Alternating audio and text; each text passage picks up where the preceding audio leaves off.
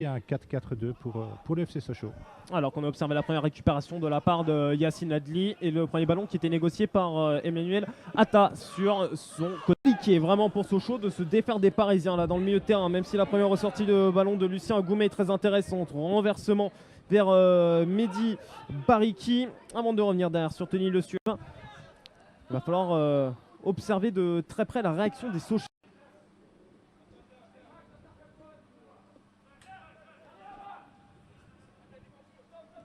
Ouais, Sochaux qui temporise finalement assez tranquillement avec sa défense, notamment Maxence Lacroix. En une ou deux touches de balle, on arrive à rejoindre un petit peu plus vite vers l'avant aussi maintenant du côté de Sochaux. Encore une fois, c'est Lucien Goumet. Travail de préparation avec Mathis Kunst, sur Nsakala, qui n'a pas pu retrouver assez rapidement Gabin Lambolé. Pressing, Christophe. Le PSG est aussi intéressant. Oui, ils sont intéressants parce qu'en fait, ils attendent que le porteur du ballon sochalien soit mis en difficulté sur la prise de balle, notamment quand il est dos au but, pour les mettre sous pression. À partir du moment où les sochaliens sont face au jeu et qu'ils ont vraiment la possibilité de réfléchir, ils ne prennent pas de risques et ils sont bien en bloc équipe derrière le ballon. Il y a beaucoup de similitudes. Et c'est deux équipes qui utilisent beaucoup la largeur aussi en possession du ballon. On le voit à nouveau ici, que ce soit côté sochalien ou côté parisien. C'est souvent les joueurs excentrés, soit le défenseur, soit l'excentré offensif, qui débordent, qui centrent, comme c'est le cas ici.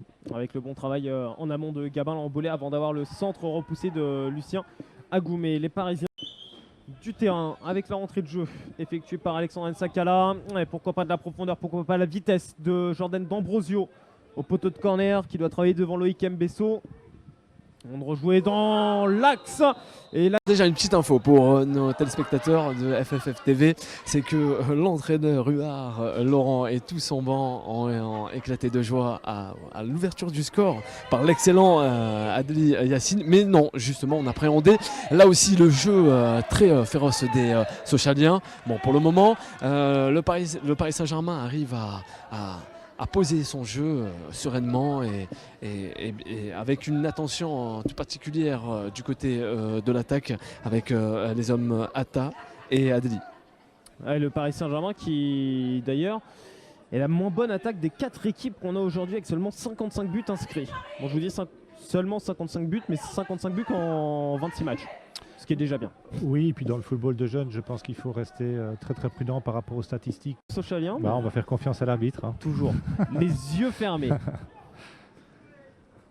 L'arbitre a toujours raison. Surtout à cet âge-là, il faut aussi inculquer ces valeurs de respect à l'arbitre aux jeunes. Et il y a le joueur, mais il y a aussi l'attitude de la part du banc où personne n'a réclamé. Je pense que ça, c'est à valoriser également. Est-ce qu'on parle... On est dans la tribune, ça c'est une chose. Et puis après, à 2-0, avec un laps de temps très très court, de toute façon, l'entraîneur doit faire quelque chose justement pour modifier et donner un signal aussi à ses joueurs pour revenir dans le match.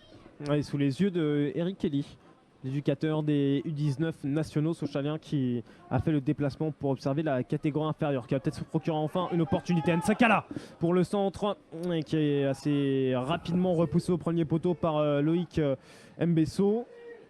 Pas de faute au poteau de corner, simple glissade de la part d'Arthur Zagré et Mbesso à la relance. C'est peut-être là que les joueurs sochaliens ensemble doivent mettre une pression un petit peu plus... Dominé selon ses mots envers le banc sochalien. Et il demande à ses hommes de plus avancer sur la partie parisienne. Ouais, voilà une clé que vous nous aviez donnée il y a quelques instants, Christophe. Oui, certainement, mais on peut sentir aussi, il y a une période d'observation sur les 5-6 premières minutes. Et puis on s'est rendu compte que dès que le Paris Saint-Germain, de manière collective, a mis les Sochaliens sous pression, ils ont été en grosse difficulté. Et c'est certainement dû à cela aussi que les 2 buts sont arrivés. Il y a eu trop de largesse. Et Bariki, d'ailleurs, les supporters sochaliens, vous pouvez réagir comme les Parisiens sur Twitter, #FFFTV. Oui, mais c'est une belle action avec un ballon qui est cadré. Parfois, il suffit de peu de choses aussi. Il ne faut pas spécialement un but pour retrouver de la confiance. Il faut simplement trouver une ou l'autre occasion ou action qui permet de retrouver justement cette justesse dans le jeu et qui redonne un petit peu d'énergie à l'équipe. Ouais, pour avoir... termine par des frappes au but et des buts. Donc c'est vraiment important de voir aussi un équilibre dans la qualité du match parce que on ne peut pas dire que Sochaux démérite, bien au contraire, mais ce serait bien qu'il puisse revenir en tout cas au score pour donner de la qualité et de l'intensité pour la suite du match. Nsakala sur Kamwanja Songé. Un de ses premiers ballons à Kamwanja Songé, vous allez le découvrir, qui a de la puissance, qui est véloce et qui a un bon jeu de tête aussi déjà pour son âge. Satisfaction aussi du côté Sochaux, puisque c'est l'un des joueurs, les U19, tout comme du côté du Paris Saint-Germain, Claudio Gomez, Virgilio Postolaki, Yacine Adli, qui ont été quelquefois surclassés avec l'équipe de U19. Oui, ben, ça fait partie de l'apprentissage à partir du moment où ce sont des garçons qui ont des aptitudes un petit peu plus précoces que les autres. On les retrouve souvent dans le championnat supérieur. On a tenté une nouvelle fois de retrouver Mehdi Bariki. C'était de la part de Rassoul Ndiaye. Rassoul Ndiaye qui s'affirme de plus en plus comme la plaque tournante du milieu de terrain sochalien. On a besoin aussi d'avoir des joueurs comme celui-ci en relais pour aller se créer un petit peu plus d'occasions, même si la récupération, c'est Tony Le Sueur qui l'effectue. Bariki. Ouais, bien joué le nouvel appui là, finalement c'est peut-être une occasion qui se convertit en but de hors-jeu, qui est confirmé par l'arbitre assistant à l'opposé. Réduction de l'écart de Mehdi Bariki, 28e minute de jeu. Voilà, et puis ça relance le match. Je pense qu'il y avait une tête cadrée juste quelques minutes auparavant. Voilà, c'était une action qui a donné de l'énergie. On voit ici à nouveau le joueur qui n'est pas mis sous pression. On ne voit pas la largeur du terrain, donc c'est très difficile pour nous de porter un jugement sur la position de hors-jeu ou pas.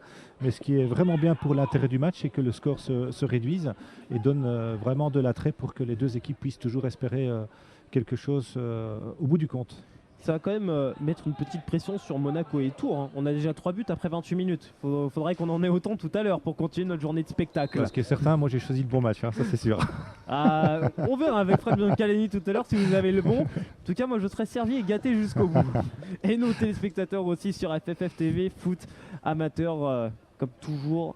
Plus belle rencontre à ce niveau. U17, U19 nationaux, Coupe Gambardella Crédit Agricole. Tout est à suivre sur nos différentes antennes depuis quelques temps. Bilal. Oui, 2 infos justement à donner à tous les téléspectateurs, Julien, de FFF TV. Alors la première, le sourire retrouvé sur le banc socialien. Et après, c'est la cheville qui a tourné concernant l'Embolé Gabin. Voilà pour les infos. Ah, ça c'est un coup dur. La cheville... Oui, c'est un coup dur parce qu'un joueur qui est blessé, de toute façon, c'est un joueur qui est toujours en souffrance. Ce qui est surtout bien, c'est que le joueur, il ne prend pas le risque pour sa santé de l'aggraver, de continuer. Donc, il demande le changement. Et ça, c'est aussi à l'honneur de l'éducation du joueur parce que ça veut dire qu'un copain peut faire mieux. Et c'est pour ça que le changement a eu lieu. On voit la montée en puissance. On en parlait à l'instant de Mehdi Bariki. On parle aussi au milieu de terrain de Lucien Agoumé, Rassoul Ndiaye. Rassoul Ndiaye justement qu'on retrouve à la possession du ballon. Ils sont revigorés. Là les Lionceaux, plus d'envie, plus de mordant de leur part.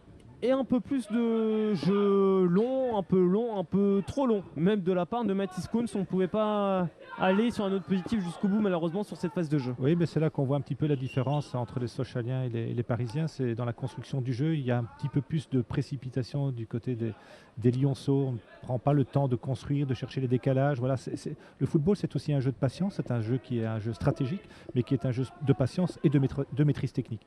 Là, les Titi parisiens ont eu la maîtrise, la patience. Ils ont fait le dos rond sur le premier quart d'heure. Si vous nous rejoignez que maintenant, 16e, 18e minute, but de Yacine Adli, but de Virgilio Postolaki, avant d'avoir donc, il y a de cela 3 minutes, la réduction de l'écart de la part de Mehdi Bariki. Rassoul Ndiaye à nouveau pour Sochaux, afin de construire un petit peu, repartir derrière avec Maxence Lacroix.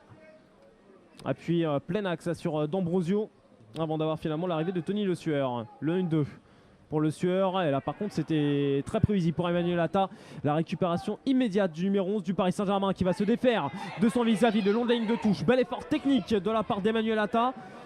Et face à Lucien Agoumé, il a tenté la balle en retrait. Virgilio Postolaki l'attendait un peu plus au second poteau. Et qu'il y a la passe pour terminer les actions.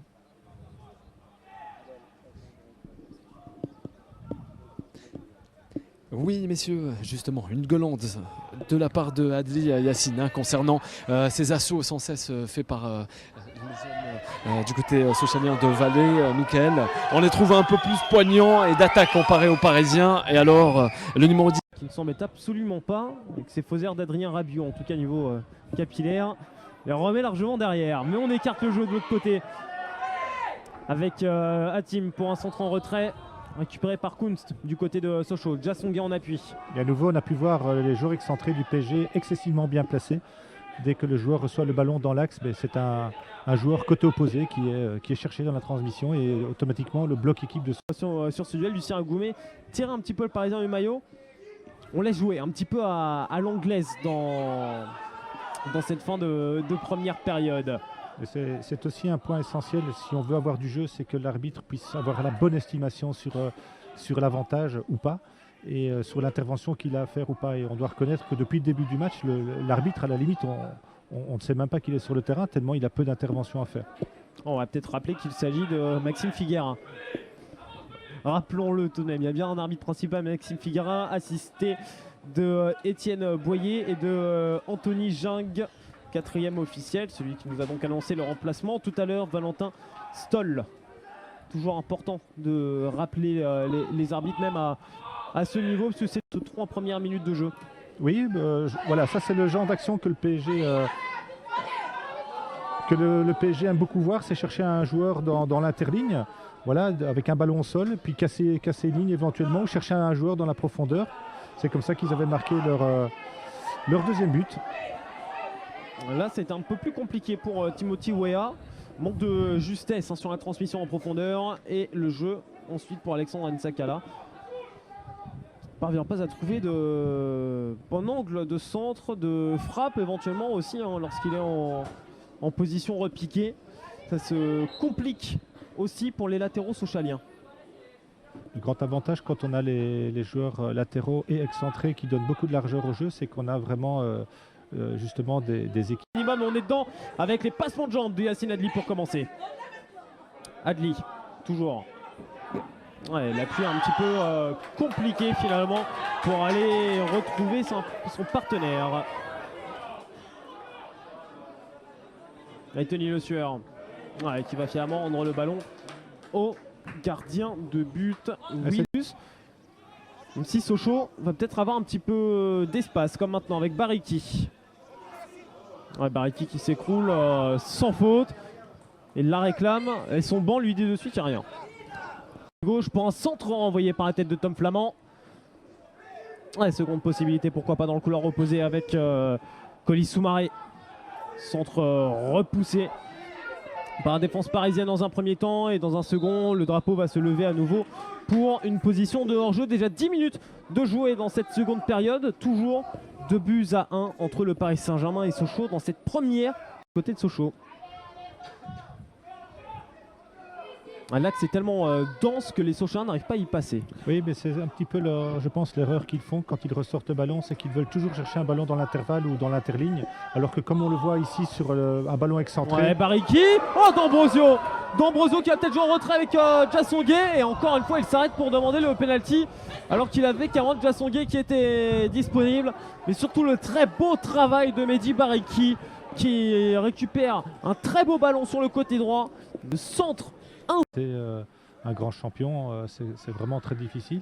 Après, il ne faut pas oublier non plus que c'est un enfant qui a grandi avec cette notoriété-là, et donc par la force des choses, qui aime ce qu'il fait. Quand on est dans une famille de footballeurs et d'un très grand footballeur, on sait ce que c'est le haut niveau par la force des choses. Après, c'est à lui à gérer avec sa famille. Le deuxième sur le côté gauche, attention, c'est de ce poteau de corner là qui est venu la frappe à distance de Claudio Gomez qui a amené le troisième but parisien, le but du break. Et c'est le second ballon, surtout, qui avait amené un but. À surveiller de près ce second ballon avec le rush qui est proposé par Arthur Zagré. Et le touche finalement obtenu. Oui, un joueur de petit. Mzaou Yani rentrant. Et bien sûr une tête sochalienne. Pourquoi pas une nouvelle possibilité parisienne. Avec finalement le long ballon qui va arriver sur le gardien l'héritier.